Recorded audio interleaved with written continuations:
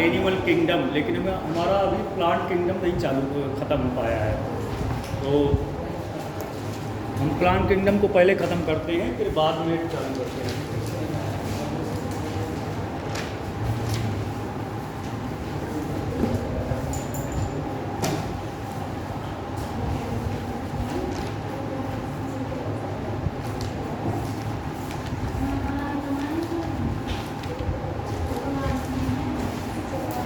Plant kingdom में हमने क्या एल्गी ख़त्म कर दिया था। एल्गी के बाद आता है ब्रायोफाइटा। ब्रायोफाइटा को आप जानते हैं, पहले तो ब्रायोफाइटा कहलाता है एम्फीबियंस ऑफ द प्लांट। जो पूछा जाता है आपके नीट पे, क्या कहते हैं? Amphibians of the plant. Amphibians क्यों बोलते हैं? क्योंकि ये लैंड में रहता है और प्लस वाटर में। अब लैंड और वाटर में क्या वर्क है दोनों का? लैंड में ये ग्रो करता है, वाटर में फर्टिलाइजेशन करता है। किस पे? इसको इसमें ग्रो करते हैं और इसमें फर्टिलाइजेशन। तो अगर कोई पूछता है क्यों ये एम्फीबियंस है, ब्रायोफाइटा को क्यों एम्फीबियंस बोलते हैं? क्योंकि लैंड में ये ग्रो करता है। अब वाटर इसेंशियल फॉर फर्टिलाइजेशन। अब इसेंशियल क्यों है आपका? क्योंकि इसके क्या रहते हैं? एम्फीरोजोइट्स, मेल स्पर्म निकलते हैं, जो बहुत सारे होते हैं, लेकिन एक सिर्फ एक रहता है, सिंगल। एक सिर्फ सिंगल रहता है, जिससे मेल स्पर्म वाटर में स्विमिंग करते हैं, तैरते हैं और एग की सर्च में निकल जाते हैं। तो एग मिलता है जब, उसके साथ फिर क्या हो जाता है? फर्टिलाइज हो जाता है।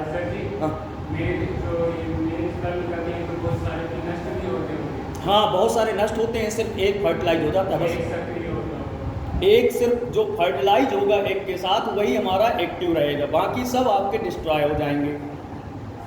इस वजह से इसको क्या कहते हैं? Amphibians of the plant. आपने एम्फीबियंस अभी तक पढ़ा होगा एनिमल में, फ्रॉग के बारे में, लेकिन प्लांट का भी एम्फीबियंस कहलाता है। ये हमारा क्या है? ये सक्सेशन में भी हेल्प करता है। Succession of the plant.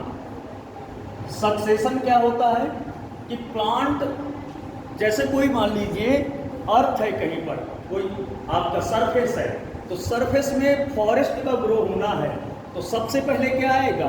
Succession stage. मतलब सबसे पहले आपके ब्रायोफाइट, एल्गी के बाद, एल्गी तो पूर्णतः वाटर में है, उसके बाद फिर ब्रायोफाइट ग्रो करना शुरू कर देंगे, तो किसी लैंड की सरफेस पे ग्रो करना शुरू करेंगे। फिर उसके बाद ब्रायोफाइट आएगा, ब्रायोफाइट के बाद फिर टेडोफाइट्स आएंगे, ट्रेडोफाइट्स के बाद फिर जिम्नोस्पर्म आएगा, और जिम्नोस्पर्म के बाद फिर एंजियोस्पर्म आएगा।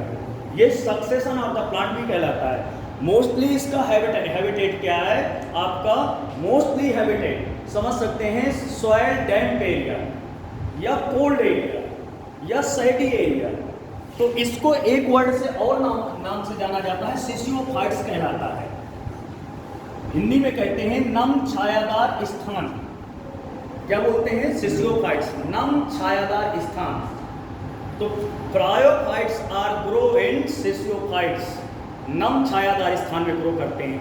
ऐसे स्थानों में ग्रो करते हैं जहां पे ठंडा, नमी, छाया और ऊंचाई के स्थानों में, जिनका हायर एल्टीट्यूड होता है।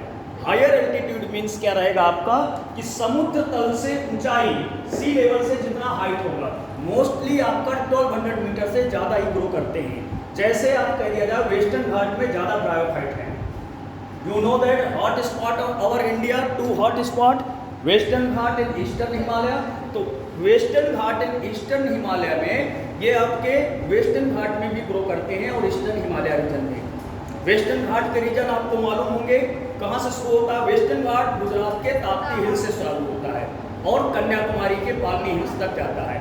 तो जीजे गुजरात, महाराष्ट्र, एमएच, जीए गोवा, केएन कर्नाटका और टीएन और केएल, इन स्टेट में 1600 किलोमीटर की क्या होती है? एक रेंज होती है। जैसे इंडिया का नक्शा आपका कुछ ऐसा रहता है, तो जो ये एरिया कहलाता है, इस एरिया में ये ज़्यादा ग्रो करते हैं। और कहाँ ग्रो करते हैं? फिर ये आपके इस एरिया में भी ज़्यादा ग्रो करते हैं नक्शे के, भारत के नक्शे में। मतलब ये पूरा का पूरा इस एरिया में और इसमें से इन दो एरिया में ज़्यादा ग्रो करता है ब्रायोफाइट्स। अब ब्रायोफाइट्स का मेन वर्क क्या है? ब्रायोफाइट्स की जो प्लांट बॉडी होती है वो हैप्लॉइड होती है। क्या होती है? हैप्लॉइड। तो हैप्लॉइड में से आप कह सकते हैं कि इनमें से गैमीट्स बनते होंगे, गैमेटोफाइट कहलाता है वो। अब हैप्लॉइड और डिप्लॉइंटिक अगर जनरेशन पूछी जाए, हैप्लोइड डिप्लॉइंटिक होती है तो गैमेटोफाइट हैप्लॉइड होगा और स्पोरोफाइट डिप्लॉइड होगा। हैप्लॉइड से क्या होंगे? इसमें से पहले प्लांट इसका हैप्लॉइड, क्योंकि स्पोर्स बनते हैं। कैसे स्पोर्स बनते हैं? देखिए ब्रायोफाइट में आपके स्पोर्स बनते हैं आर्चिगोनिया से। आपको नाम बता दो इसमें से, जैसे आपका रहता है आर्चिगोनिया, तो आर्ची किसका नाम हो सकता है? आर्ची। आर्ची मतलब जैसे मैं कह दूं आर्ची कहाँ है, आर्ची कहाँ है? आर्ची मीन्स क्या हो जाएगा? मेल की फीमेल? फीमेल। तो हाँ, ये फीमेल रिप्रोडक्टिव ऑर्गन्स है। अगर आपसे पूछ लिया जाए आर्चिगोनिया कहाँ है, आर्ची कहाँ है, मतलब फीमेल रिप्रोडक्टिव ऑर्गन्स है, इससे एक्स निकलेंगे। हाँ, इनमें से एक और रहता है एंथ्रीडिया। एंथ्रीडिया मीन्स आपका क्या रहेगा? Male reproductive. फीमेल को इससे, मेल को इससे डिनोट करते हैं। तो आर्चिगोनिया और एंथ्रीडिया मिलते हैं। एक और इसका रीजन है कि जो थायलस लाइक स्ट्रक्चर्स होती है उनमें से एक ही प्लांट पे होगा तो क्या कहलाएगा? मोनोसियस। एक ही प्लांट पे अगर मेल और फीमेल होगा तो क्या होगा? मोनोसियस। अगर दो अलग अलग प्लांट पे होगा तो डायोसियस। हिंदी अपना देखिएगा, ज़्यादा नहीं हिंदी आती है, बता चुका हूँ पहले। अब या तो फिर एक लिंगी द्विलिंगी शायद बोलते हैं, आप समझ जाएंगे लेकिन चीज़ें मुझसे। देखिए आज अगर मैं कह रहा हूँ मोनोसियस, तो एक प्लांट है, मान लीजिए पेन है आपका, इस पे मेल और फीमेल दोनों ग्रो कर रहे हैं ऑर्गन्स, तो क्या हुआ? मोनोसियस। द्विलिंगी आप कह सकते हैं, शायद यही बोलेंगे ना, द्विलिंगी, बाइसेक्सुअल्स। अगर कह दिया जाए इस प्लांट पे और ये अलग अलग प्लांट है, एक मेल एक फीमेल, तो क्या हो जाएगा? डायोसियस, एक लिंगी हो जाएगा। यूनिसेक्सुअल भी कह सकते हैं इसको। तो ये प्लांट जैसे मार्केंसिया है, मार्केंसिया में आप कह सकते हैं, इसका एग्जाम्पल एक मार्केंसिया आता है। मार्केंसिया में आपके archegonia, antheridia separate separate grow करते हैं। नहीं आ रहा, एक दिन आए क्या हुआ? श्याम सुंदर नाम था। अब देखिए मार्केंसिया में कैसे पहचानेंगे हम कि आर्चिगोनिया कहाँ है? छतरी लेके कौन चलता है ज़्यादातर? छतरी लेके कौन ज़्यादातर चलता है? लड़कियाँ। तो लड़कियों जैसा स्ट्रक्चर, मतलब आर्चिगोनिया अगर होगा तो अम्ब्रेला लाइक स्ट्रक्चर होगा, तो वो आपका क्या होगा? आर्चिगोनिया। अगर फ्लैट स्ट्रक्चर होगा, फ्लैट जैसा, तो वो आपका क्या होगा? एंथ्रीडिया। तो हाँ, मार्केंसिया में आपके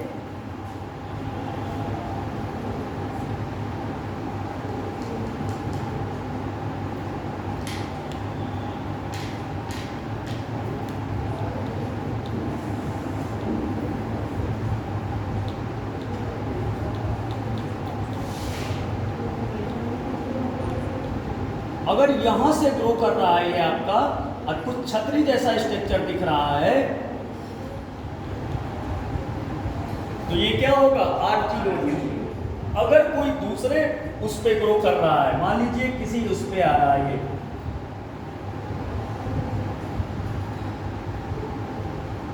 एक पे, तो इस पे ग्रो कर रहा है, अगर ये फ्लैट स्ट्रक्चर से ऐसे कुछ आ रहा है बनके, तो ये क्या होगा? एंथ्रीडिया। तो अगर अम्ब्रेला लाइक स्ट्रक्चर दिख जाए, आपको दिखा दिया जाए स्पेसिमेन में या फोटो में, तो कौन छतरी लेके चलेगा? आर्चिगोनिया। तो ये स्ट्रक्चर्स होती है। जब ये डेवलप हो जाते हैं तो इनमें एक आपकी क्या होती है? एक कैनाल आती है, वहां पे एक एग बैठा होता है, बस सिंगल एग। लेकिन एंथीरोजोइड्स पे बहुत सारे स्पर्मेटोफाइट्स आपके स्पर्म्स होते हैं जो बाइफ्लैजलेट होते हैं। आपका पूछा जाता है मेल जो स्पर्म्स होता है ब्रायोफाइट में वो कैसा होता है? बाइफ्लैजलेट। बाइफ्लैजलेट मींस टू फ्लैजला प्रेजेंट, दो कसाब उपस्थित। दो कसाब उपस्थित कैसे? जैसे समझ सकते हैं कि ये आपका कुछ स्ट्रक्चर्स है, तो इसमें से दो कसाब ऐसे करके उपस्थित है। क्यों होते हैं इसमें फ्लैजला बाइफ्लैजलेट? क्योंकि ये स्विमिंग करता है उससे। अगर कोई पूछता है कसाब का मेन वर्क क्या है, एक तो स्विमिंग करना, किसके पास पहुंचना, एक के पास पहुंचना। दूसरा वर्क क्या है, अगर किसी एनिमल में हो, एनिमल में एनिमी से सेव करने के लिए, शत्रु से रक्षा करने के लिए। और वर्क क्या है, फूड कैप्चरिंग के लिए। पहला काम लोकोमोशन का है। लोकोमोशन बोले तो मूवमेंट करने के लिए, गति करने के लिए फ्लैजला प्रेजेंट होते हैं। मैंने स्टार्ट किया था आपको अमीबा से, पैरापोडिया, सीलिया, फ्लैजला, फिर आपके क्या आए थे, फिन्स आए थे, फिन्स आए थे, फिर जाके टेट्रापोडा में आते हैं, लिम्स आते हैं, आते हैं कि नहीं आते हैं। तो इस तरह करके इसमें से ग्रो करता है। अब इसमें से और क्या रहता है सर, इसमें से आपके रिप्रोडक्शन देख लीजिए। रिप्रोडक्शन आपका मोस्टली इसमें 2 टाइप्स होता है, असेक्सुअल और सेक्सुअल। असेक्सुअल बोले तो अकेले, सिंगल होगा, आप समझ सकते हैं। असेक्सुअल बोले तो सिंगल। हाँ, ये पेरेंट की बॉडी से अपना कोई फ्रेगमेंटेशन होता है, कोई पार्ट ब्रोकन हो जाता है, और जब उसको फेवरेबल कंडीशंस मिलेगी, फेवरेबल कंडीशंस, ये रेनी सीजन आ रहा है, रेनी सीजन में ही ये ग्रो करते हैं। वो आपके फ्रेगमेंटेशन होते हैं, एक तरह से विखंडन, जो टूट जाता है, कोई पार्ट आपका टूट जाएगा और किसी सरफेस पे जाके चिपक जाएगा, तो फ्रेगमेंटेशन हो जाएगा। अगर दूसरा कैसा होता है, एक होता है गेम्मा का द्वारा, बीएससी वाले जानते होंगे, गेम्मा और गेमी, जेम्मा और जेमी होता है। जेम्मा आपका और जेमी, जेमी आपका क्या होता है, प्लूरल होता है, और गेम्मा आपका सिंगुलर होता है। ये भी कभी कभी पूछा जाता है, गेम्मा कब द्वारा पूछा जाता है कि गेम्मा कब किसमें प्रेजेंट होते हैं। ये आपका सिंगुलर है, सभी जानते हैं सिंगुलर और प्लूरल। कौन नहीं जानता सिंगुलर प्लूरल? मानसी, क्या होता है? एक वचन और बहुवचन। नाम से लग रहा है ना, गेम्मा अकेले, अकेला, और गेम्मी बहुत सारे। तो इसमें से गेम्मा का, गेम्मा, हाँ नोट करते जाइए, मैं तो कहता हूँ ना नोट करते जाइए, जिसकी इच्छा हो नोट करते जाइए, क्योंकि मैं बोलकर नोट्स नहीं लिखाता हूँ, यही मेरा नोट्स है, आप लिखते जाइए, जिसको ना समझना है पूछते जाइए आप। मैं क्योंकि सिर्फ आपको पढ़ाऊंगा, बोर्ड में लिखूंगा, आपकी इच्छा आप लिखते जाइए। प्योर एनसीईआरटी पढ़ाऊंगा जो आपकी आती है, किसमें, नीट में। अदर रिफ्रेशर बुक या अदर कोई बुक नहीं पढ़ाता। अब मुझे ज़्यादातर एनसीईआरटी ही आती है, बस ज़्यादा कुछ नहीं आता है, थोड़ा थोड़ा आता है बस। आप देखिए, हाँ बीएससी भी पढ़ा देता हूँ थोड़ा थोड़ा, ज़्यादा नहीं, थोड़ा थोड़ा। देखिए, एक ट्यूनिंग होता है पढ़ाने का। हमें यहाँ कहा गया है कि सिर्फ नीट के बेस पे क्वेश्चन बताइए और नीट का पढ़ाइए, ज़्यादा कुछ डिटेल्स ना बताइए आप। क्यों? क्योंकि देखिए आपके टाइम टेबल में एनिमल किंगडम आ चुका है, हमारा अभी प्लांट किंगडम नहीं खत्म हो पाया है, डिटेल्स के चक्कर में, ज़्यादा डिटेल बताने में। तो अब इसमें से आते हैं, पहले जो आएंगे लीवर वर्ड्स आएंगे, इसको 2 टाइप्स में डिवाइड कर देंगे। इसमें लीवर वर्ड्स, नींद आ रहा है क्या नाम है आपका? रोशनी। अरे आपको तो रोशन होना चाहिए पूरा क्लास एकदम से, हैं? रोशनी मतलब रोशन होना चाहिए, पहला क्लास है, फर्स्ट क्लास है। अच्छा नहीं लग रहा है क्या ये क्लास? आप सोचते होंगे आते ही चालू हो गया, कौन है एकदम जबरदस्त, बिल्कुल चिकाट में पढ़ाना चालू हो गया। वो क्लास ही ऐसा है, जो बच्चे जानते हैं कई दिनों से, वो सब जानते हैं कि आते ही चालू थोड़ा देर, वैसे भी लेट था, इस वजह से मैंने चालू किया बीच में। अब क्योंकि ये रिकॉर्डिंग भी चल रहा है तो ज़्यादा बातें नहीं कर सकते पढ़ाई के अलावा। तो देखिए, अब इसको लीवर वर्ड्स में डिवाइड करते हैं 2 पार्ट में, ब्रायोफाइटा को किसमें, लीवर वर्ड्स और मॉसेज में। लीवर वर्ड्स में आपके क्या आते हैं, लीवर वर्ड्स मतलब कुछ लीवर जैसा स्ट्रक्चर्स रहेगा। क्या रहेगा? लीवर जैसा स्ट्रक्चर्स। हाँ, ये लीवर जैसा स्ट्रक्चर, ये आपका कैसा स्ट्रक्चर है, लीवर जैसा। इस वजह से इनको लीवर वर्ड्स कहते हैं। कोई पूछ ले लीवर वर्ड्स क्यों कहते हैं, क्योंकि लीवर जैसा स्ट्रक्चर है, इसका शेप है। लीवर जानते हैं ना, यकृत जैसा कुछ स्ट्रक्चर्स है, इस वजह से इनको लीवर वर्ड्स कहते हैं। दूसरा आपको डिवाइड करते हैं मॉसेज में, मॉसेज में, मॉस। तो मॉसेज में लीवर वर्ड्स के पहले पहले चर्चा कर लेते हैं। मार्केंसिया के बारे में बहुत सारा बताया, तो इसमें से अगर कह दिया जाए कि सर इसमें असेक्सुअल और सेक्सुअल रिप्रोडक्शन किसके थ्रू होता है, फ्रेगमेंटेशन और गेमिंग। असेक्सुअल और सेक्सुअल रिप्रोडक्शन आर्चिगोनिया एंथ्रीडिया। पहले गैमेटोफाइट बनेगा, फिर आपका स्पोरोफाइट। गैमेटोफाइट ये दोनों फ्यूज हो जाएंगे तो क्या होगा, जाइगोट बनेगा। जाइगोट 2n स्ट्रक्चर होती है, डिप्लॉयड। और जाइगोइड से फिर थैलस बनता है, हमारा थैलस बनता है। तो इसमें से स्पोर्स क्या करते हैं, अटैच होने के बाद थाइलॉइड स्ट्रक्चर बनाएंगे। अब थैलस से फिर एक रीजन और है, इसमें रूट स्टेम लीव अब्सेंट होती है। रूट लीव स्टेम अब्सेंट होता है, lack of root stem leaf, कुछ नहीं होता है। अब देखिए, तो फिर आप सोचेंगे सर ये एब्जॉर्प्शन कैसे करते हैं, फूड का, वाटर का, मिनरल्स का, कैसे ग्रो कैसे करते हैं। इनमें फोटोसिंथेटिक दो तरह की स्ट्रक्चर्स होती है। कैसी, दो तरह की संरचना पाई जाती है। अपर लेयर डॉर्सल और वेंट्रल कहलाता है। मैं सामने से खड़ा हूं तो क्या हुआ, वेंट्रल। मेरी पीठ पीछे की आ गई तो क्या हुआ, डॉर्सल। पृष्ठ, हिंदी का नहीं पता, आधार, हाँ सही कहा, बोल दिया करिए। जैसे डॉट, मैं आपको देखिए समझा तो दूंगा, लेकिन कभी हिंदी के वर्ड भूल जाए। लेकिन बच्चे फिर भी लाइक करते हैं। हिंदी मीडियम पढ़ा रहा हूँ, ऐसा नहीं है, बच्चे फिर भी कह रहे हैं सर वो चलेगा, कहते हैं। आपने पृष्ठ बोल दिया ना, पीछे वाला लिख लेंगे उसके पीछे का। तो देखिए आगे का पार्ट, जैसे हम ऐसे चलेंगे तो हम पहले क्या थे, चारों से चलते थे, तो हमारा जो आगे का पार्ट क्या हुआ, अधर पार्ट हुआ। तो इसको वेंट्रल, जैसे मेरा हाथ है ये वेंट्रल, तो इसकी भी दो तरह की सतह होगी। जिस सतह से चिपका होगा तो क्या होगा, अधर भाग कहलाएगा, अधर। और ऊपर का भाग पृष्ठ भाग कहलाएगा। तो इसको हम क्या कह सकते हैं, डॉर्सल कह सकते हैं कि नहीं, चल नहीं रहा है आज पे। डॉर्सल, हाँ डॉर्सल, शाबाश। डॉर्सल अपर एरिया होता है जिसमें क्लोरोफिल पाया जाता है, ग्रीन होता है। अगर ग्रीन पिगमेंट है, पिगमेंट है तो क्लोरोफिल पाया जाएगा। क्लोरोफिल का मेन वर्क क्या है, प्रोटॉन को एब्जॉर्ब करना, इलेक्ट्रॉन एनर्जी, और उसको एक्टिवेट होना, फिर फोटोसिंथेसिस करना। आप कह देंगे सर फोटोसिंथेसिस का वर्क क्या है, उसके लिए फूड मटेरियल बनाना। अब फूड मटेरियल में आप CO2, वाटर सब इसेंशियल है। तो ये स्टोर कहाँ करता है, लोअर साइड में स्टोर करता है। और ये आपके जो छोटे छोटे बने हुए हैं, ये स्केल्स बने हुए हैं, क्या कहलाते हैं, स्केल्स। इन्हीं के द्वारा वो चिपका होता है सतह में। स्केल्स आपके यूनिसेलुलर, मल्टीसेलुलर दो तरह के होते हैं। कैसे होते हैं, unicellular, multicellular. Left hand side में लिखा हुआ है, इधर पे देखिएगा, लिखा होगा कहीं स्केल्स, यूनिसेलुलर, मल्टीसेलुलर, राइजॉइड्स जिन्हें बोलते हैं। इसको क्या कह दिया जाए, इसे एपिकल नोच भी कहते हैं। अगर पूछ लेता है कोई ये क्या है, एपिकल नोच कहलाता है। ये पूरा स्ट्रक्चर थाइलस होता है। इसको हम क्या कहते हैं, मिडरिब कह सकते हैं, मिडरिब कह सकते हैं, इसको स्केल्स कहेंगे। और जहाँ से अटैच, यहीं पर गेम्मा कप कहाँ होते हैं, गेम्मा कप छोटे छोटे ऐसे बने होते हैं। बहुत सारा स्ट्रक्चर्स होता है गेम्मा कप का, छोटा छोटा। ये आपके रहे। अब आपके कह दिया जाए कि इनके इकोनॉमिक इंपॉर्टेंस क्या है।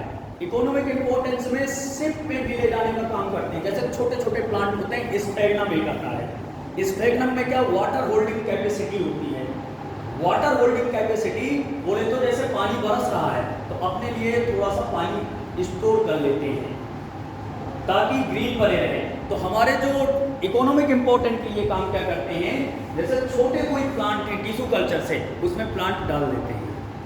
तो शिप के ट्रांसपोर्ट में, जैसे बाहर उसे एक कंट्री से दूसरी कंट्री में ले जाना हो, प्लांट कोई डाल दिया, ऑलरेडी वाटर होल्डिंग कैपेसिटी है। कुछ इसके फूड हार्वेसियस के रूप में भी यूज़ किया जाता है, हार्वेसियस के रूप में, चारे के रूप में। कुछ मैमल्स खाने के रूप में भी इसको यूज़ करते हैं, इकोनॉमिक इंपॉर्टेंट। कुछ ऑर्नामेंटल भी यूज़ करते हैं, मेडिसिन के लिए भी यूज़ करते हैं। जैसे एंटीसेप्टिक भी होता है, इसका लेप बना के यूज़ करते हैं इसमें से। अब आता है आपका दूसरा लीवर मॉसेज। मॉसेज में क्या रहता है, इसमें प्रोटोनिमा होते हैं। टू स्टेज होती है, एक लीफी और एक प्रोटोनिमा। फर्स्ट प्रोटोनिमा होता है। अगर स्पोर से डायरेक्ट जर्मिनेशन होता है, स्पोर से डायरेक्ट जर्मिनेशन होता है, यहाँ लिखा होगा देखिए, ये लिखा है स्पोर से डायरेक्ट। टू स्टेज होती है, कौन कौन सी, प्रोटोनिमा, लीफी स्टेज। मॉसेज में किसमें? मॉस में 2 स्टेजेस होती हैं आपकी, कौन कौन सी बेटा? प्रोटोनिमा। ये बहुत पूछा जाता है, व्हाट इज प्रोटोनिमा। हम अक्सर क्वेश्चन देते हैं बच्चों को कि प्रोटोनिमा क्या है। आपको कहना है स्पोर से डायरेक्ट जर्मिनेशन हो, स्पोर से डायरेक्ट जर्मिनेशन हो, प्रोटोनिमा है। अब स्पोर प्रोटोनिमा से लीफ लाइक स्ट्रक्चर निकल आए, लीफ लाइक स्ट्रक्चर निकल आए, वो आपकी क्या होती है? लीफी स्टेज कहलाती है। तो इसमें फुट सीटा कैप्सूल भी बनता है। क्या बनता है? फुट सीटा कैप्सूल। तो फुट सीटा कैप्सूल का स्ट्रक्चर देख लीजिए।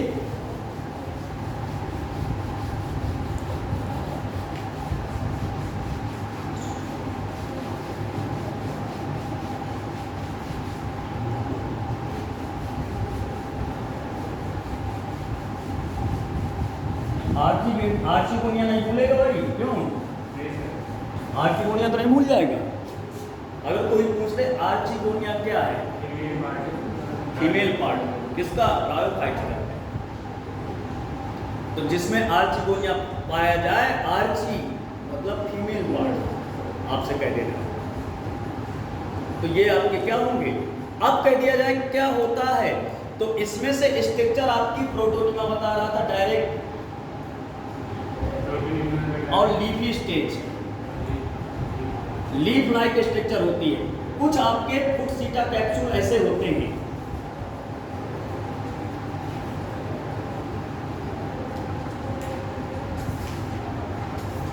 तो ये क्या है? कैप्सूल लाइक स्ट्रक्चर्स है। और ये आपकी क्या है? सीटा। और ये फुट आपका कहलाता है। तो यहाँ पे जो ये स्ट्रक्चर आ रही है, ये आपकी क्या है? लीफी स्टेज आती है, लीफी स्टेज। और इसको जो ग्रो करता है वो आपका प्रोटोनिमा होता है। जो लीफ लाइक स्ट्रक्चर थोड़ा सा लीफ है नहीं है, देखिए पहले बताया था आपको लीवर बर्ड्स, तो थैलस जैसे स्ट्रक्चर थी, लेकिन थोड़ा सा चेंज आया। जो सक्सेशन वर्ड बोला था वो एक तरह से डेवलपमेंट है कि पहले हम क्या थे? चारों से चलते थे, फिर धीरे धीरे खड़े होना सीखा, फिर उसके बाद और हमारी बॉडी में, इसी तरह प्लांट बॉडी में भी सक्सेशन आया है, प्लांट में भी चेंजेस आए हैं। उस चेंजेस के लिए आपको ये पढ़ना रहता है। इसके कुछ एग्जांपल्स वगैरह हैं, पॉलीसाइफोनिया, स्फैग्नम, मार्केंसिया और भी रहते हैं। तो ये पूरा का पूरा स्ट्रक्चर्स आपके क्या हैं? मार्केन उसके बारे में है, ब्रायोफाइटा के बारे में है। और कुछ बचा उसमें मार्केंसिया में? नहीं ना, पॉलीसाइफोनिया, स्फैग्नम सब बता दिया, कॉमन एग्जांपल मॉसेस, फ्यूनेरिया वगैरह, फ्यूनेरिया के स्ट्रक्चर। अब आते हैं टेरिडोफाइट्स में। टेरिडोफाइट्स क्या है? ये भी बहुत इंपॉर्टेंट है।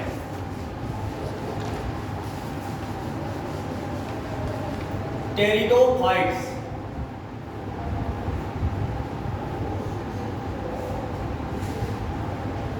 टेरिडोफाइटा को आप समझ लीजिए फर्स्ट वेस्कुलर प्लांट या first terrestrial plant of the land. Vascular plant है, टेरेस्ट्रियल है। वेस्कुलर क्या होता है? जाइलम और फ्लोएम प्रेजेंट, संवहन तंत्र उपस्थित। क्या रहता है? जाइलम और फ्लोएम उपस्थित। अगर कह दिया जाए जाइलम और फ्लोएम उपस्थित है, इसमें से वेस्कुलर प्लांट है, तो जाइलम फ्लोएम प्रेजेंट है, इसीलिए इसे से फर्स्ट लैंड प्लांट भी कहते हैं। लैंड में जो प्लांट के फॉर्म में आया है, यही प्लांट आया है पहले, इसी को हम एक तरह से प्लांट कहे थे। अभी तक तो मॉसेज वगैरह किसी पत्थर में चिपका हुआ, रिक्सिया वगैरह हम देख रहे थे, छोटे छोटे देख रहे थे बिल्कुल। लेकिन अगर प्लांट के फॉर्म्स पे आया है, क्यों? क्योंकि इसमें जाइलम फ्लोएम, जा से जल, फा से फल। जाइलम का वर्क क्या है? जल, ट्रांसपोर्ट ऑफ वाटर। फ्लोएम का वर्क फूड, फूड मटेरियल। तो भूलना नहीं चाहिए भाई, जाइलम फ्लोएम का वर्क भूलेगा? जा से जल, फा से फल, तो भूलेगा नहीं। तो अब उसके बाद आता है, इसको रेप्टाइल्स भी कहते हैं, रेप्टाइल्स ऑफ द अर्थ। क्यों रेप्टाइल्स कहते हैं? क्योंकि ये क्रीपिंग काम करता है, क्रीपिंग का काम करता है, एक तरह से रेंगता है जमीन में। रेंगता नहीं है मतलब रेंगने जैसा ग्रो करता है, जमीन में भी ग्रो करता है। जैसे इस जगह कोई प्लांट ग्रो कर रहा है, अब कई महीनों तक ग्रो करता रहे तो वहां तक पहुंच जाएगा फैलते हुए, इसलिए इसे रेप्टाइल्स आपका प्लांट भी बोलते हैं। उसे क्या कह रहे हैं, रेप्टाइल्स आपका एनसीईआरटी में नहीं लिखा है, रेप्टाइल्स वर्ड आपका एनसीईआरटी में नहीं लिखा है। अब इसमें से क्या रहते हैं मेनली कि इसका जो मेन कैरेक्टर्स है आपका, तो इसमें आपके राइजोइड्स पाए जाते हैं, कह दिया जाए राइजोइड्स होते हैं, तो राइजोम भी पाया मिलता है, मतलब स्टेम के पार इसमें आपकी लीफ लाइक फ्रॉन्स स्ट्रक्चर भी पाई जाती है। आपके राइजोइड्स जैसे रूट्स लाइक राइजोइड्स पाए जाते हैं, मिलते नहीं है एक तरह से कह दिया जाए, लेकिन ट्रू रूट्स तो नहीं मिलती है। ट्रू रूट्स क्या होगी, टाइप और एडवेंटियस, मूसला जड़ें, छपड़ा जड़ें, रेशेदार जड़ें, फाइबरस, अपस्थानिक, हाँ सर, अपस्थानिक जड़ें, मूसला जड़ें, लेकिन वो नहीं पाई जाती हैं। इसका स्टेम का पार्ट मॉडिफाइड होकर राइजोइड्स बनाता है, स्टेम आपका रूट में बदल जाता है, एक तरह से कह दिया जाए, उसको क्या बोलते हैं, राइजोम कहते हैं, या राइजोइड्स आप बोल सकते हैं उसको। तो राइजोइड्स लाइक स्ट्रक्चर जमीन में जाता है। अब कह दिया जाए इसका कैसे डेवलपमेंट होता है, यहाँ पर डेवलपमेंट इसका बहुत ही, मतलब ये कह दिया जाए पूरे इंडिया में लगभग मोर देन 1300 प्लांट मिलते हैं इसके इंडिया में, और इसका डेवलपमेंट भी एक एंशिएंट है और एक आपका न्यू है, एंशिएंट और न्यू है। तो इसको हम टेडोफाइट्स तो कह रहे हैं, लेकिन इसको फर्न भी बोलते हैं, हाँ फर्न भी बोलते हैं, क्या कहते हैं, फर्न भी कहते हैं, या कभी कभी इसका नाम है लाइकोफाइट्स भी कहते हैं, लाइकोफाइट्स भी कहते हैं। अब ये फर्न कब कह देते हैं और टेडोफाइटा कब बोल देते हैं, इनका ज़्यादा आजकल चलन है। आप सभी ने देखा होगा इस प्लांट को, लेकिन जानते नहीं होंगे, शादियों में या उसमें ऑर्नामेंटल यूज होता है, एक ग्रीन सी लीफ आती है, उसमें थोड़े थोड़े पत्तियां लगी होती हैं चारों तरफ से, या कभी बुके वगैरह दी जाती है, जैसे वो पहाड़ में फूल वगैरह दिए जाते हैं, साइड से कुछ ग्रीन सी पत्ती जैसा लगा एक मिला करता है, तो उसमें से भी रहता है कुछ ऐसा प्लांट, इसमें से नहीं बना है। अब आप कह सकते हैं कि इसमें राइजोइड्स आप ध्यान रखिएगा, स्टेम का मॉडिफाई उसका हो जाता है, उससे वो मटेरियल क्या करता है, एब्जॉर्ब करता है। इसमें एक आता है हॉर्स टेल भी रहता है, इसको हॉर्स टेल भी कहते हैं। क्यों कहते हैं हॉर्स टेल्स, हॉर्स टेल आपको लग रहा हो घोड़े जैसी पूंछ हिंदी में, क्यों भाई, सही है, सही है, घोड़े जैसी पूंछ इसमें से एक इक्विसिटम में पाई जाती है। कौन सा प्लांट होता है इसमें से, इक्विसिटम में पाया जाता है। उसका जो स्पोर्स बनता है, ये बना हुआ है, देखिए ये बना है आपका, ये घोड़े जैसा पूंछ दिख रहा है ना एनसीईआरटी में, तो ये आपका ऊपर का क्या होता है, स्टोबिलस होते हैं, इसमें से आपके मेल और फीमेल्स पाए जाते हैं, घोड़े जैसा पूंछ रहता है इसमें से। और आपके क्या रहते हैं, इसका जो मेन कैरेक्टर पूछा जाता है, spores are 2 types, heterospory, homospory. अब ये क्या है, नाम से लग रहा होगा हेट्रो और होमो, कैसा बताइए, क्यों हेट्रो और होमोस्पोरी स्पोर कहते हैं टेडोफाइट्स को, हाँ विषम बीजाणु सम बीजाणु, हेट्रो से क्या आ जाएगा, विषम, और होमो से सम, तो विषम बीजाणु आपका जो कहलाता है वो सिलेजिनेला।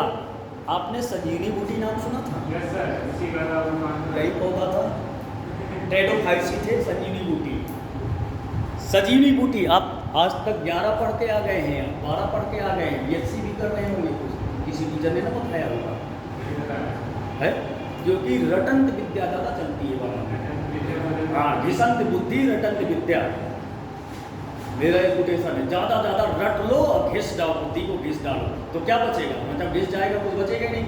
समझने की कोशिश करिए। इसी प्लांट को सिलेजिनेला को क्या कहते हैं, सजीनी बूटी वाला भाई, सिलेजिनेला ब्रायोप्टेरिस होता है वो, जिसको सिलेजिनेला नाम से बोला गया है, वो सिलेजिनेला ब्रायोप्टेरिस सजीनी बूटी नाम से बोला गया है। ये कौन सा नाम लिख दिया मैंने, बोटैनिकल नेम लिख दिया।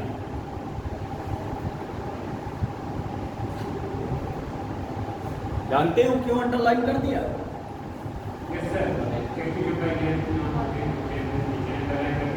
हाँ एक साथ लाइन नहीं खिंचाई, क्यों? क्योंकि अलग अलग होता है इसका फैक्टर। बाइनोमियल नोमेनक्लेचर है, किसने दिया था? लीनियस ने। लीनियस का दूसरा नाम बताइए। लिन तो अथॉरिटी के रूप में लिखते हैं, उसके प्लान के पीछे लिख देते हैं कार्ल वॉन लीनियस। टीचरों से पूछ सकते हैं आप, जो सस्ते टीचर हो उनसे पूछ सकते हैं नाम। एक होता है महंगा टीचर, एक होता है सस्ता टीचर। तो सस्ते टीचर से पूछ सकते हैं सर लीनियस का कोई और नाम है क्या? कहने का नहीं, कैरोलस लीनियस के अलावा नहीं है कोई। इसका दूसरा नाम है, सस्ते टीचर जानते हैं ना, एक होता है सस्ता, एक होता है महंगा। तो सस्ता वाला नहीं बता पाएंगे। बताया है किसने कैरोलस लीनियस का दूसरा नाम? न बताया होगा, बुकों में बहुत सारा नहीं लिखा रहता है। तो कार्ल वॉन लीनियस ने। अब देखिए, मैं बता रहा था आपको होमोस्पोरी और हेट्रोस्पोरी में अंतर। होमोस्पोरी और हेट्रोस्पोरी में अंतर बता रहा था। नाम से ही लग रहा है होमो मतलब सिंगल टाइप के स्पोर्स, सम बीजाणु। इसका हिंदी जानता हूं, सम बीजाणु। ऐसे पौधे जिनमें एक जैसे स्पोर्स आते हों, बीजाणु आते हों, होमोस्पोरी, तो वो क्या कहलाते हैं? फर्म। लेकिन हमारे टेडोफाइट्स पहले ऐसे नहीं थे। पहले कैसे थे? हेट्रोस्पोरी थे। तो जब हेट्रोस्पोरी होंगे तो विषम बीजाणु होगा। तो एक में माइक्रोस्पोर्स, एक में मैक्रोस्पोर्स, गुरु बीजाणु, लघु बीजाणु। तो कुछ करेक्टर अब मिल रहे हैं जाके एंजियोस्पर्म में। मिल रहे हैं कि नहीं? एंजियोस्पर्म में यही होता है, जो फूल वाले पौधे होते हैं क्या बोलते हैं? गुरु बीजाणु, लघु बीजाणु बोलते हैं ना, माइक्रोस्पोर्स, मेगास्पोर्स। तो इसमें भी आपके ऐसे करेक्टर्स थे पहले, लेकिन बाद में ऐसे एवोल्यूशन हुआ आपका। हाँ हाँ, लागू के। तो कुछ तो करेक्टर क्या होते हैं, जब विकास होता है, फाइलोजेनेटिक एवोल्यूशन होता है, तो एंसेस्टर कुछ ना कुछ मिलते रहते हैं। जैसे कह दिया जाए हम चलना सीखे, तो क्या अमीबा नहीं चलता था? अमीबा भी चलता था ना। तो कहीं ना कहीं उससे हमारे एंसेस्टर मिल रहे हैं कि नहीं मिल रहे हैं? विकासीय क्रम मिल रहा है कि नहीं मिल रहा है? पैरामीशियम चलता था कि नहीं चलता था? अपने पश्चिमार्क सीरिया से फूड कैप्चरिंग करता था। तो हम लोग भी तो अपने हाथों से फूड को कैप्चर कर रहे हैं। तो उससे कुछ तुलना है कि नहीं है? इसी वजह से तो हेट्रोस्पोरी आपके क्या होते हैं? इसमें से विषम बीजाणु होते हैं, मतलब दो प्रकार के स्पोर्स होते हैं। क्या होते हैं? दो प्रकार के स्पोर्स। तो माइक्रो, तो इन ये उपस्थित भी आपके क्या होंगे? ये माइक्रोस्पोरोफिल्स में होंगे, ये मेगास्पोरोफिल्स में होंगे। दो प्रकार के होंगे, माइक्रोस्पोरोफिल्स, मेगास्पोरोफिल्स। सबसे अच्छा एग्जांपल इसका सिलेजनेला है।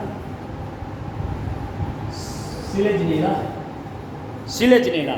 इसमें दो प्रकार की लीफ भी पाई जाती हैं, एक आपकी लघु बीजाणुपर्ण, एक आपकी गुरु बीजाणुपर्ण। माइक्रोस्पोरोफिल्स और मैक्रोस्पोरोफिल्स। तो इसमें आप एग्जाम्पल में लिखते जाइएगा, वही जो कहना हो आपका। अगर आपको डेफिनीशन लिखनी हो तो वो भी लिख सकते हैं।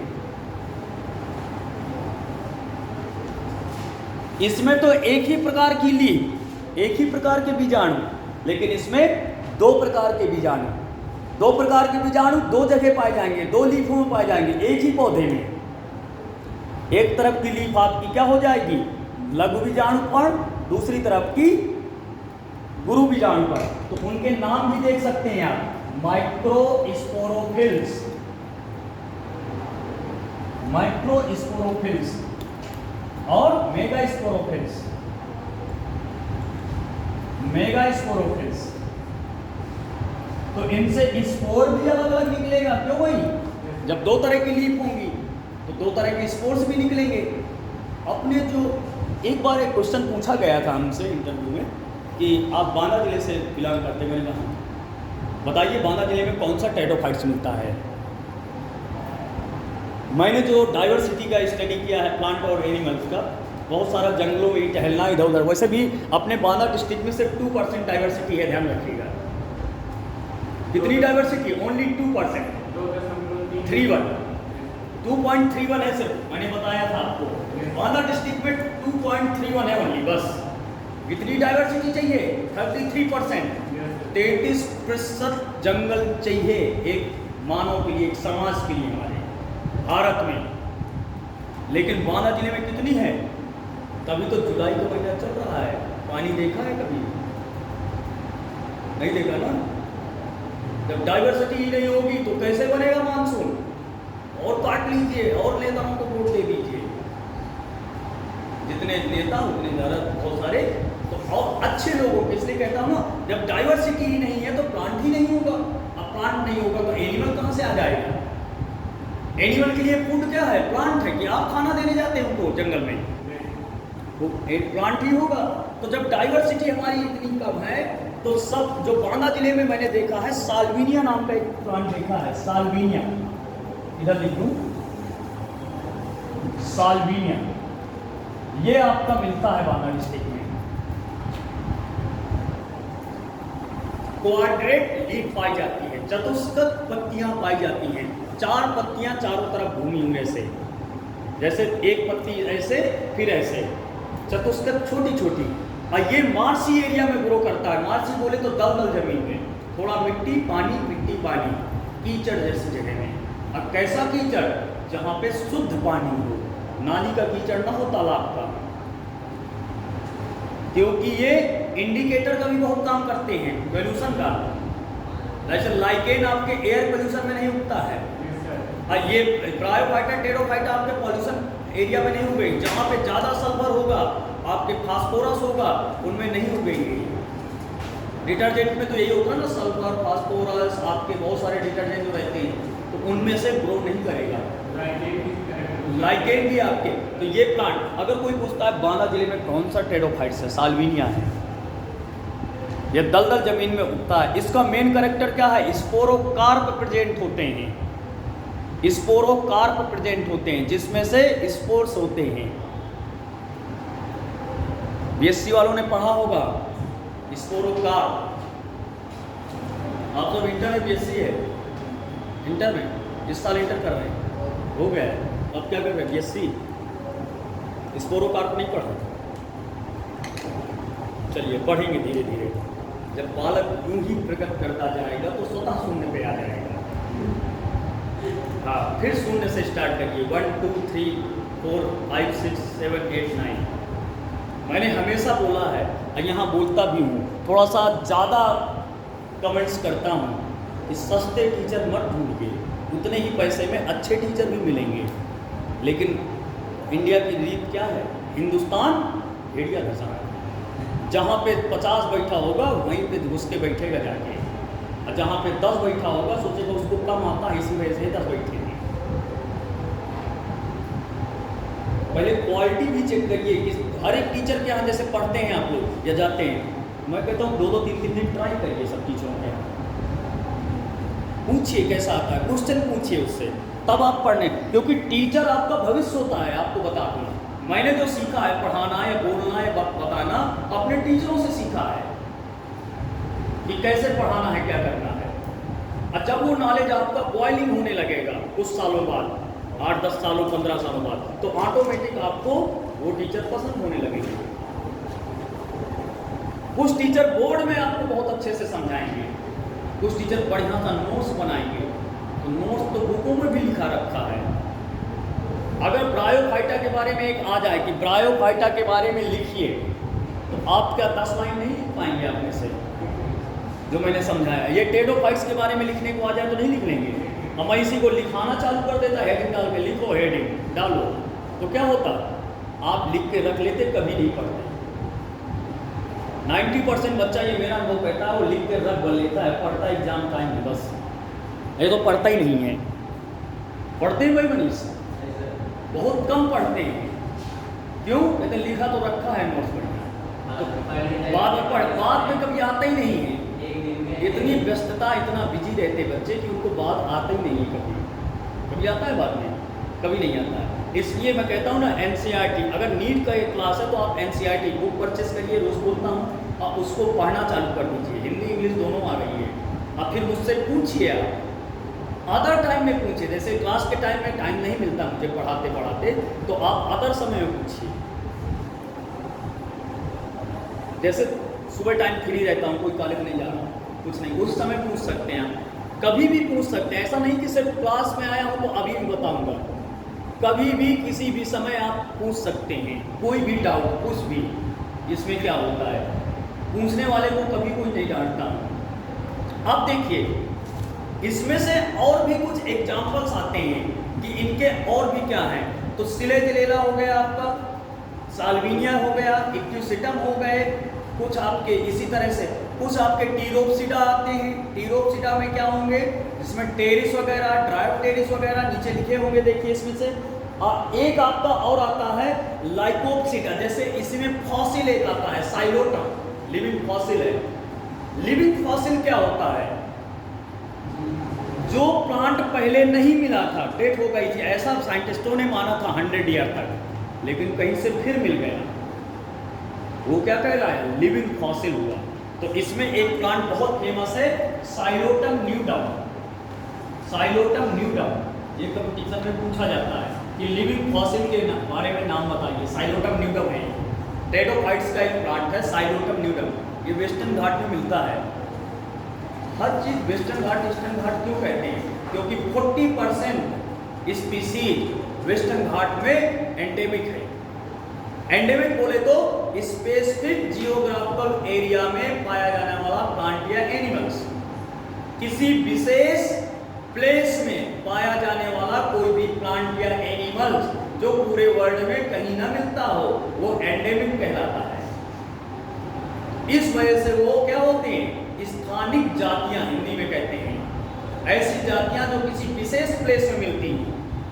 तो वेस्टर्न घाट में 40% जातियां ऐसी हैं जो कहीं वर्ल्ड में नहीं मिलती हैं, इसलिए वो एंडेमिक कहलाती हैं। क्लियर हुआ एंडेमिक क्या होते हैं? एंडेमिक मीन्स स्थानिक जातियां, ऐसी जातियां जो किसी विशेष स्थान में ही मिलती हों और पूरे विश्व में और कहीं ना मिलती हों, वो स्थानिक जातियां कहलाती हैं। उनमें से एक ये भी है, साइलोटम न्यूडम। एक हमने भी डिस्कवर किया था, इलैकोब्लोसम, एक हमने भी खोजा था, इलैकोब्लोसम।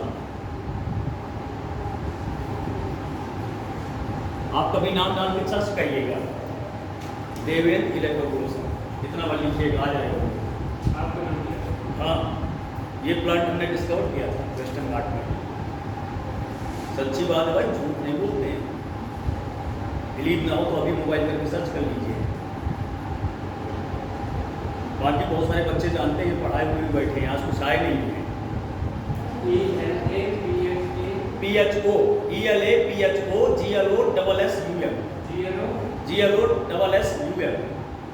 इलैकोब्लोसम एक इसकी स्पीसीज है, स्टिग्मेटोलेपिस। नाम ही आपको बड़ा तगड़ा लग रहा होगा। ये भी आपका ट्रेडोफाइट्स में ही है, वेस्टर्न घाट में मिलता है, स्टिग्मेटोलेपिस।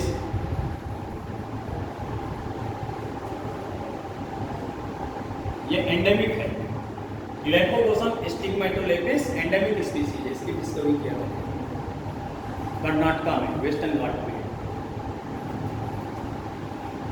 बहुत साल पहले बेंगलुरु में जब थे, बेंगलुरु में थे।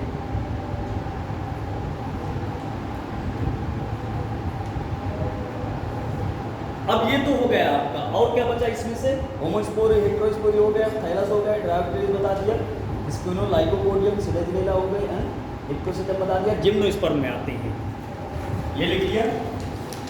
जो भी आपके डाउट रहे,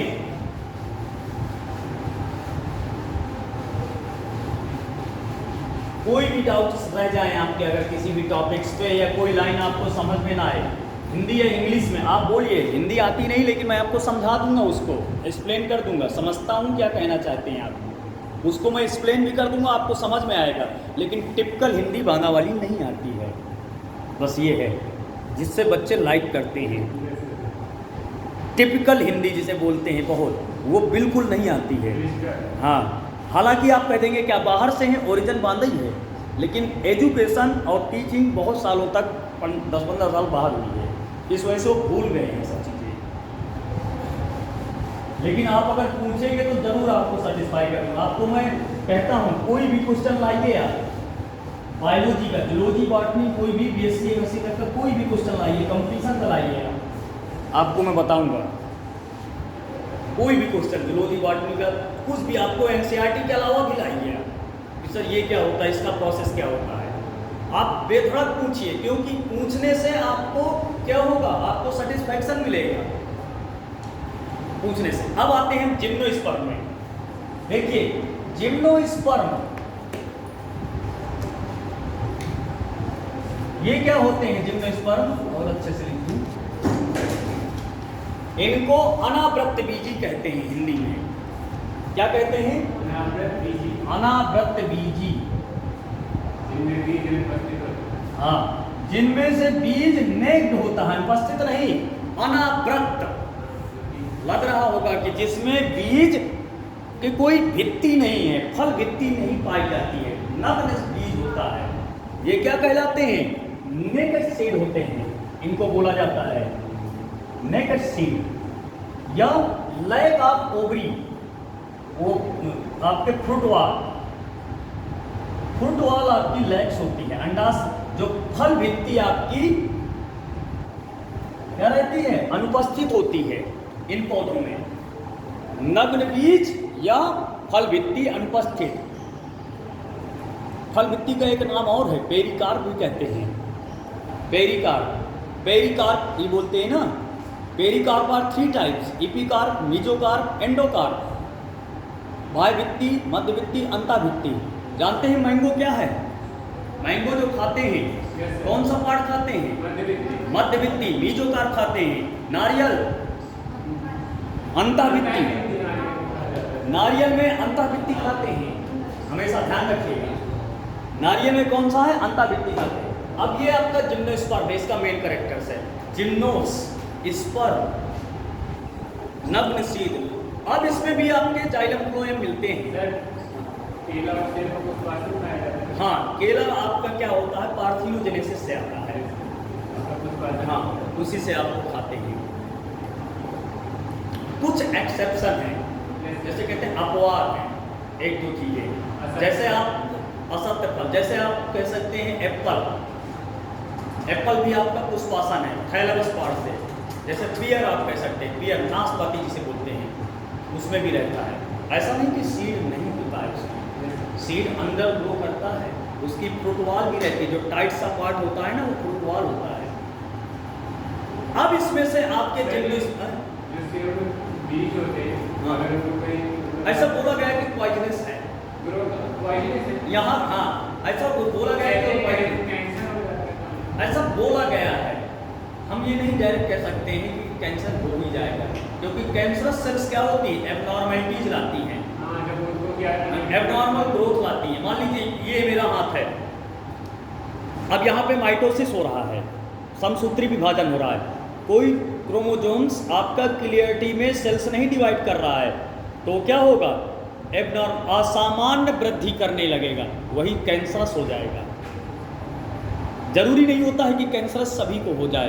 कभी भी हमारे बॉडी में डेली कैंसरस सेल्स बन रही हैं, उनको हमारा इम्यून सिस्टम किल कर रहा है, लेकिन जो नहीं किल कर पाता उसमें से आपका क्या हो जाता है, डीएनए। आपने रेप्लिकेशन पढ़ा होगा, डीएनए का द्विगुणन, डीएनए का द्विगुणन हो रहा है डेली, क्योंकि सेल डिवीजन में द्विगुणन होता है ना।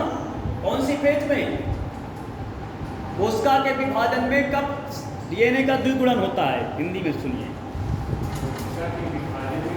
किस अवस्था में द्विगुणन पाया जाता है? 11 का क्वेश्चन है, कक्षा 11 में। G1S G2M नाम सुना है? नहीं पढ़ा। G1S 4 सेल डिवीजन के 4 पार्ट होते हैं, उसका चक्र होता है। G1 phase, S phase, G2 phase, M phase. नाम नहीं सुना? सुना है? अगर नाम नहीं सुना तो समझ लीजिए बहुत सस्ते से पढ़ा है आपने यार। जिसने भी पढ़ा है तो बहुत सस्ते टीचर से पढ़ा है, जिसने ये भी नाम नहीं सुना। कोशिका चक्र G1S G2M नोट कर लीजिए। डीएनए का द्विगुणन S फेज में होता है। कोशिका विभाजन 4 चक्रों में। मैं इसलिए बोलता हूँ कि बहुत सस्ते से पढ़ा है, क्योंकि जिसने ये नहीं बताया आपको कोशिका का विभाजन किन चक्रों में पूरा होता है, तो कोशिका विभाजन कैसे बता दिया। डीएनए का द्विगुणन एस फेज में होता है। कोशिका चक्र जानते ही, एक कोशिका जैसे समझ लीजिए, कितना बताएंगे, एक कोशिका 2 कोशिकाओं में होती है तो क्या कहलाती है, समसूत्री विभाजन होता है कि नहीं होता है, माइटोसिस कहलाता है। माइटोसिस मैंने बहुत सिंपल है बताया, एक कोशिका से 2 कोशिकाएं करना क्या होता है, माइटोसिस होता है। इसी अवस्था में आपकी माइटोसिस में 4 चक्र बनते हैं, जिसे कोशिका चक्र कहते हैं। G1S, G1S, G2M, G2M। फिर जाके माइटोसिस में आपकी प्रोफेज, मेटाफेज, एनाफेज, टीलोफेज बनता है, वो बाद में बनती है। एक मैमल्स में कोशिका चक्र 24 घंटे में पूरा हो जाता है, बताया था मैंने, ये क्वेश्चन आता है आपका। स्तनधारी जंतुओं में कोशिका का विभाजन 24 घंटे में पूरा हो जाता है, कोशिका का चक्र। कोई भी कोशिका विभाजन होने से पहले रेडी होती है ना, जीवन फेज रेडी होना कहलाता है। एस फेज सिंथेसिस का फेज होता है, जिसमें से डीएनए का द्विगुणन होता है, सुन लीजिए। और G2 फेज आपका डिप्लॉयड बन जाता है, मतलब वो तैयार हो जाती है, यहाँ पे द्विगुणित होते, दो आपके केंद्रक जो रहेंगे, 2 आपका डीएनए होगा। तब जाके एम फेज में क्या आता है, prophase, metaphase, anaphase, telophase. M phase के 4 भाग होते हैं। ये 11 अभी आएगा सेल डिवीजन का चैप्टर, बताऊंगा मैं आपको, 9वां या 10वां चैप्टर है शायद आपका सेल डिवीजन का। तो ये इसके होते हैं प्रोफेज, मेटाफेज, एनाफेज, टीलोफेज। इस फेज में डीएनए आपका द्विगुणन करता है, डीएनए रेप्लिकेशन। जानते हैं ना डीएनए कैसे रेप्लिकेट करता है, ये जैसे डीएनए है, मैं कह दूँ लीनियर डीएनए होता है ना, रेखीय डीएनए के स्ट्रक्चर्स होता है यूकैरियोट्स में, कि चक्राकार होता है, गोलीय होता है, रेखीय होता है। तो एक ये 2 से आपकी ये 2 बन जाना। डीएनए और बहुत चालाक होता है, देखिएगा डीएनए मान लीजिए दोनों स्ट्रक्चर्स हैं, डीएनए ये दोनों अलग हो जाती हैं। हाइड्रोजन बॉन्ड इनमें बहुत वीक बॉन्ड होता है, ATGC प्यूरिन और पाइरिमिडीन से जुड़े होते हैं। प्यारे कौन है, प्योर होता है जो, सुन लीजिए आप, AG हमारा बहुत प्योर है, प्योर होगा तो प्यूरिन होगा, बोलते ना AG तो प्योर होता ही है हमारा, नहीं होता है? होता है ना, आप किसी को बुलाते हैं AG किसको बुलाएंगे, जो प्योर होगा, कि सबको बुला देंगे AG है? AG जो प्योर होगा तो मतलब वो प्यूरिन है। AG प्योर है तो प्यूरिन है, बाकी सब पराए हैं तो पायरिमिडीन है, पिरिमिडीन है, बाकी सब पराए हो गए हमारे। तो कौन बचे AG के अलावा, CTU।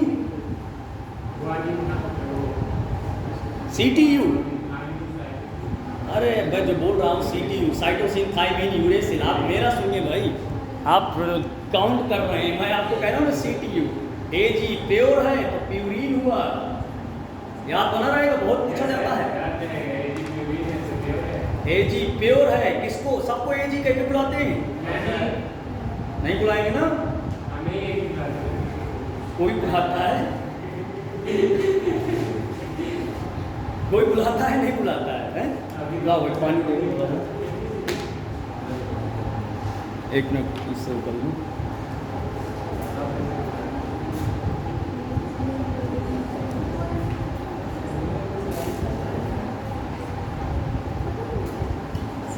अब जिम्नोस्पर्म में आपके स्टोबिलस मिलते हैं, बहुत छोटा सा है।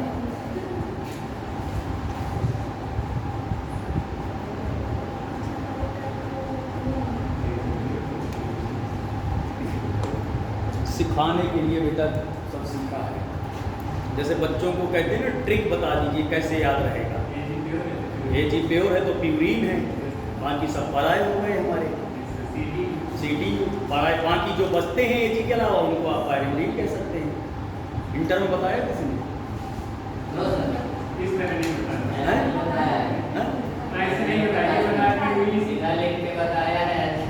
लेकिन वो याद रहेगा, कंफ्यूजन हमेशा करता है। कंफ्यूजन करता है कि नहीं करता, सही बोलिएगा। अब ये कंफ्यूज होगा, नहीं होगा, कभी नहीं। सर जी, हाँ। हाइड्रोजन के 3 बॉन्ड एक बॉन्ड इन साइड से एक देखिए उसको भी देख लीजिए, ATGC, ये हाइड्रोजन के बॉन्ड होते हैं। AT में डबल बॉन्ड, GC में डाइसल्फाइड बॉन्ड बनते हैं इनमें से। आपको केमिकली स्ट्रक्चर जब बनती है इनके, डाइसल्फाइड बॉन्ड बनते हैं आपके। अब फिर आगे चल के वो फास्फेट ग्रुप जुड़ता जाता है, तो इसी तरह वो ATP बनता है या फास्फेट आपके बनते हैं डाइसल्फाइड। जैसे मैंने कहा था ATP कैसे बनता है, आपको आपने सब पढ़ा होगा ATP। अब फुल फॉर्म भी अगर जानते होंगे तो क्या होता है, एडेनोसिन ट्राई, लेकिन ये ना पता होगा कैसे बनता है ATP। हाँ? ATP कैसे बनता है पूछिएगा कभी किसी टीचरों से, बायो वालों से, मेरे अलावा, कि ATP कैसे बनता है। मैं बता देता हूँ आपको, वो कहेगा कैसे बनता है, ऊर्जा है बनती है कोशिका में, और कैसे बनता है, बढ़ जाता ऊर्जा। इसके अलावा कुछ नहीं बोलेगा, मैं आपको सिखा दे रहा हूँ। ATP एडेनोसिन ट्राइफॉस्फेट, एडेनोसिन बोले तो एडेनिन।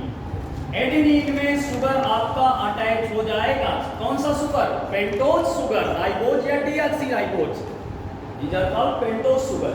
क्योंकि हेक्सागोनल नहीं होता है, पेंटोज होता है, उसमें 5 होते हैं जो बॉन्डिंग, याद है ना आपको, पेंटोज, राइबोज और डीऑक्सीराइबोज। तो एडेनिन में अगर कोई शुगर अटैच हो जाती है, कौन सी, राइबोज या डीऑक्सीराइबोज, तो वो क्या कहलाता है, एडेनोसिन कहलाता है। एडेनिन में शुगर कोई अटैच हो जाए, डीऑक्सीराइबोज या राइबोज, एडेनोसिन बन गया। अब ट्राइफॉस्फेट, फॉस्फेट के 3 मॉलिक्यूल्स बन जाएंगे, H3PO4, यही तो होता है। अगर एक मॉलिक्यूल जुड़ेगा तो मोनोफॉस्फेट, एडेनोसिन मोनोफॉस्फेट, 2 जुड़ेंगे डाइफॉस्फेट, और 3 जुड़ेंगे ट्राइफॉस्फेट। तो आप कह सकते हैं adenine plus sugar plus phosphate के ग्रुप जुड़कर आपका एडेनोसिन ट्राइफॉस्फेट बनाते हैं। क्वेश्चन में ही आंसर है, क्वेश्चन में ही आंसर है कि नहीं है। एडेनोसिन, एडेनोसिन कैसे बनेगा, एडेनिन आपने पढ़ा होगा स्ट्रक्चर्स, केमिकल स्ट्रक्चर्स एडेनिन की 12th में बताई जाती है, BSc में बताई जाती है, फर्स्ट सेमेस्टर में आपके जूलॉजी में।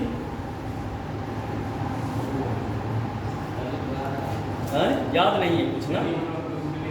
चलिए अब हम जिम्नोस्पर्म की थोड़ी से 2-4 मिनट चर्चा कर लेते हैं, ज़्यादा इसमें नहीं आते हैं, फिर जब आएगा चैप्टर तो पढ़ा देंगे इसको हम। ATP लिख लिया हमने, एडेनिन प्लस शुगर, फिर फास्फेट के जितने ग्रुप चलते जाएंगे, जैसे मोनोफॉस्फेट रहेगा तो एडेनोसिन मोनोफॉस्फेट, सिंगल फॉस्फेट रहेगा तो मोनोफॉस्फेट, 2 फॉस्फेट रहेंगे तो डाइफॉस्फेट, और 3 फॉस्फेट रहेंगे तो ट्राइफॉस्फेट। क्लियर है? कैसे बनता है, सिर्फ इतनी सी बात पूछिएगा, ये ना बताइएगा कैसे बनता है, कहते तो पता नहीं है सर, बताइएगा। ATP कैसे बनता है, क्या यही बताएगा, सेल है, ऊर्जा बनती है, कोशिका बनती है, कैसे बनती है, ऊर्जा है, वो एडेनोसिन ट्राइफॉस्फेट होता है, और क्या है। हाँ? बस उसके बाद आता है आपका जिम्नोस्पर्म। जिम्नोस्पर्म आपका देखिए मैंने बताया था थोड़ा सा लेग्स होते हैं, और इसके भी प्लांट आपके क्या रहते हैं, जैसे आपका साइकस आता है, तो साइकस इसमें आपके स्टोपिलाई पाए जाते हैं, या मेल कोन फीमेल कोन कहते हैं। अब यहाँ नेम चेंज हो गया, वहाँ क्या था आपका आर्चिगोनिया एंथ्रीडिया, लेकिन बनते यहाँ पर नहीं है आर्चिगोनिया, ये सब आर्चिगोनियर्स कहलाते हैं, आर्चिगोनियर्स ही कहलाते हैं आपके। Bryophyte, pteridophytes, gymnosperm. एक बार एक क्वेश्चन आया था कंपटीशन में कि निम्न में से कौन सा स्त्रीधानी युक्त है, आर्चिगोनिया को स्त्रीधानी कहते हैं, ब्रायोफाइट, टेरोफाइट्स, जिम्नोस्पर्म, या ये तीनों है। तीनों में आर्चिगोनिया पाया जाता है, ब्रायोफाइट में भी, टेरोफाइट्स में भी, और जिम्नोस्पर्म में।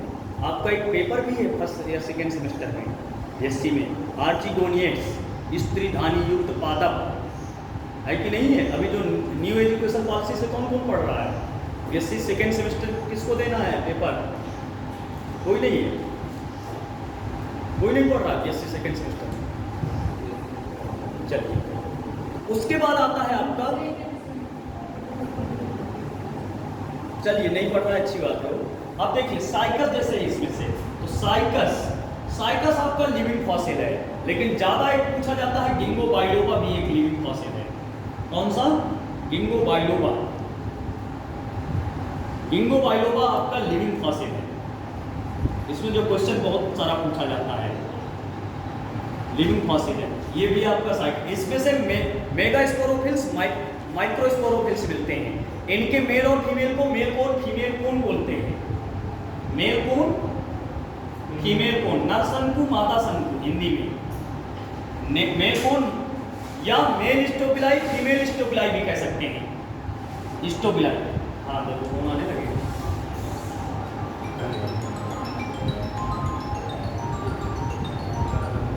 आ रहा हूँ, बोलो।